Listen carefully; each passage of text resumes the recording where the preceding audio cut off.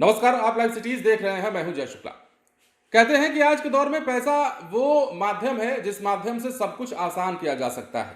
पैसा इतना जरूरी हो गया है कि पैसे के लिए रिश्ते देखे जाते हैं, ना रिश्तेदार देखे जाते हैं। पैसे के लिए कत्लेआम हो जाता है और पैसा हर चीज पर हावी दिखता है।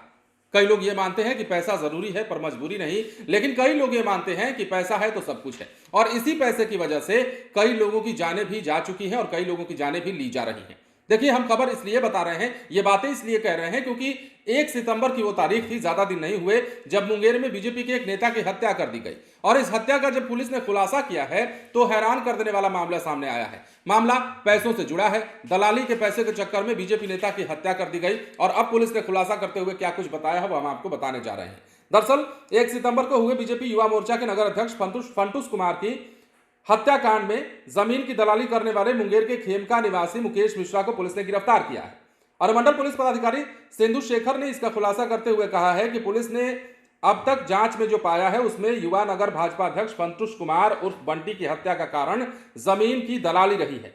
कॉल डिटेल्स गहन पूछताछ के बाद पुलिस इस निष्कर्ष पर पहुंची है कि जांच के क्रम में यह बात सामने आई है कि मीरा देवी नाम की महिला, जो पहले वासुदेवपुर थाना अंतर्गत आईटीसी मुंगेर के पास रहती थी, कुछ दिन पहले तारापुर आकर फंटूस के कहने पर वहीं पर जमीन उसने खरीदा।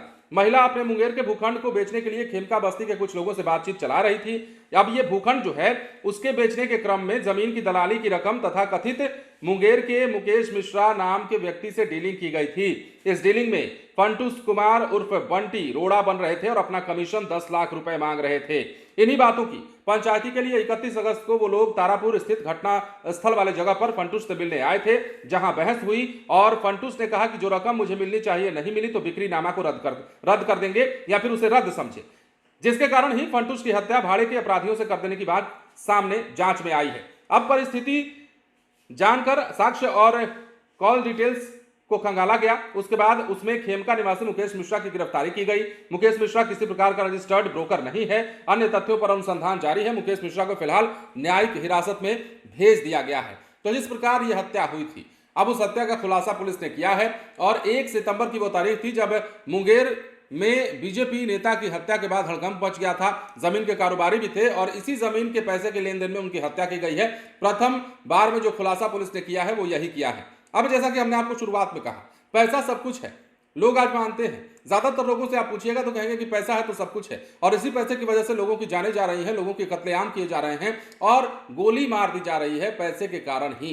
ये नोटों की गड्डी में कितनी ताकत है, ये रुपयों में कितनी ताकत है, इसकी वानगी कई दफे दिखी है, लेकिन इसके नुकसान भी हैं। अब पैसों को महत्व देने का मामला ही सामने आया है। पैसों को महत्व में आप समझ सकते हैं कि किसी की जान चली जा रही है और बीजेपी नेता की हत्या भी पैसों के कारण ही हुई। दलाली की रकम मांग रहे थे, 10 लाख रुपए मांग रहे थे और कह रहे थे कि यदि हमारा पैसा नहीं मिला तो फिर आपका काम नहीं हो पाएगा। और इसी कारण से कहा जा रहा है, जो पुलिस ने खुलासा किया है कि इसी कारण से भाड़े के अपराधियों के द्वारा फंटूस की हत्या करा दी गई।